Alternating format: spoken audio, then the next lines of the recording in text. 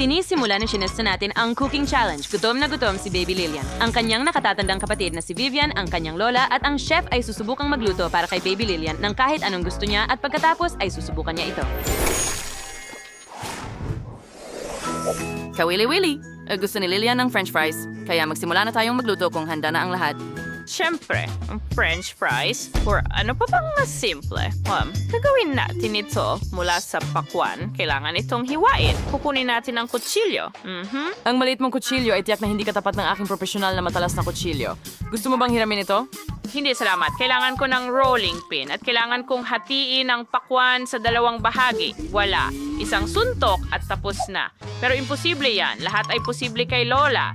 Gamitin ang fluted na kutsilyo para hiwain ang pakwan. Magaling. Ngayon, sinusubukan naming ilabas ito. Nagiging totoong fries ng pakwan. Ang ganda. Mukhang handa na ang lahat. Ako! Sandali lang. Kailangan ko ng sarsa. Oh, tama ka. Malulutas ito. Gagawin ko ang sarsa ng tsokolate, tunawin ang tsokolate at gatas sa kaserola. Kapag handa na ang lahat, ibubuhos na lang natin ito sa mangkok. Oo. Ano sa tingin mo? Tingnan mo yan. Sige, ipakita mo kung ano ang kaya mong gawin. Walang problema, Lola. Gusto ni Baby Lilian ng french fries. Gagawin ko ito mula sa mangga. Talagang kahawig nito ang kulay ng patatas kapag inilagay natin sa baking sheet at ipinasok sa oven. Tabing ko roast tayo sa puting tsokolates isang kaserola. And syempre, gagamitan na ang burner para kahawak mapos. Tumaos, ding likido na ang tsokolate, ibuhos ito sa malilit na mangkok. Ganyan lang. Magaling.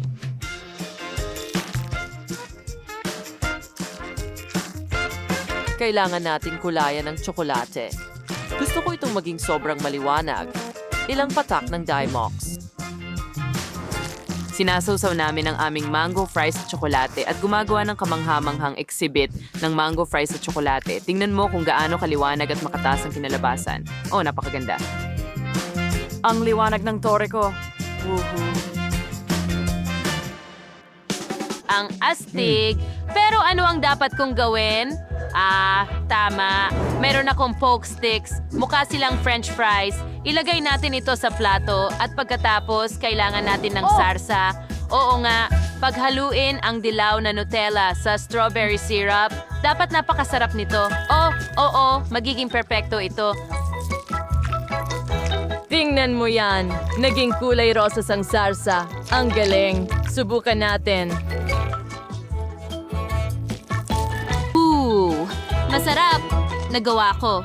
Lilian, pwede mo na itong subukan ngayon. Sige. Ako, bon appetit. Talaga? Ang sarap tingnan ng lahat. Saan ako magsisimula? Sige, sisimulan ko sa mga poke sticks na ito, isawsaw sa sarsa at subukan natin. Masarap. Ang galing.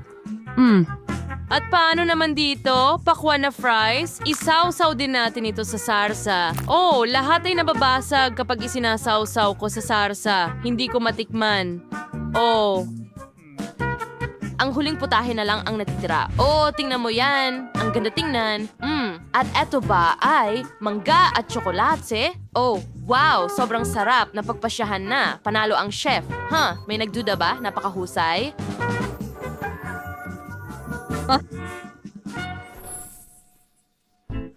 Oh! Gusto ko ng pasta. Gagawin mo ba ito para sa akin? Siyempre. Kaya nila ito, may ideya na ako. Ang talim ng kutsilyo, pero hindi ko ito tatagain. Kupitin ang mga sausage ng ganyan. At mukhang maliliit na mga pa. Ang galing. Ngayon, kailangan natin ng pasta.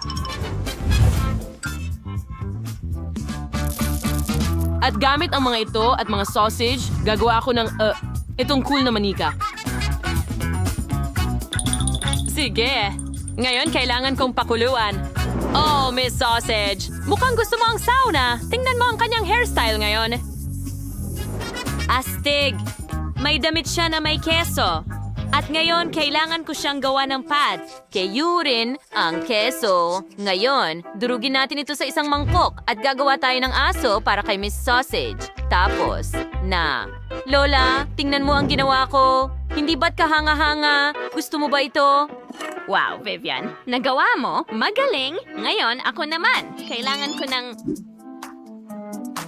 Ilang damong dagat? Oh, hindi ko mabuksan ang garapon. Sige na. Alam ko kung paano maging malakas. Gayunpaman. Gagamit ako ng broccoli at cauliflower. Magbibigay ito sa akin ng lahat ng lakas. Masarap.